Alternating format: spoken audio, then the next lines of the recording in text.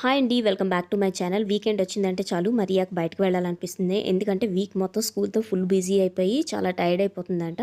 అందుకు వీకెండ్లో వెళ్దాం మమ్మీ అని చెప్పేసానంటే బయటికి తీసుకువెళ్తున్నాము.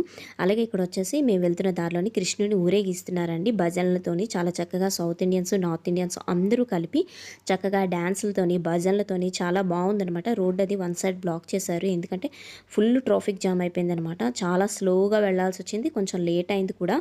ఇక్కడ చూస్తున్నారు కదా, ఆడవాళ్ళందరూ ఒక సైడ్ కూర్చొని చాలా చక్కగా భజనలతోని వాటితోని చాలా బాగుందనమాట.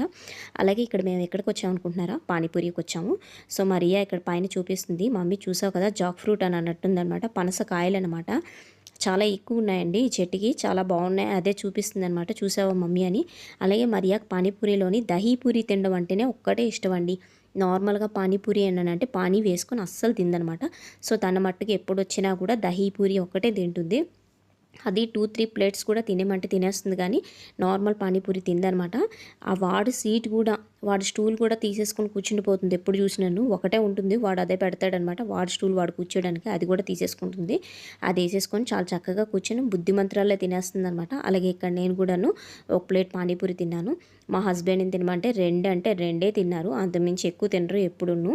సో నేను కూడా పానీపూరి లవర్నేనండి, నాకంటే అంత ఇష్టం అనమాట పానీపూరి అని అంటే.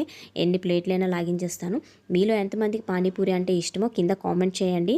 సో వీడియో నచ్చితే లైక్ చేసి ఛానల్ని సపోర్ట్ చేసి సబ్స్క్రైబ్ చేసుకోండి. Thanks for watching video. Thank you.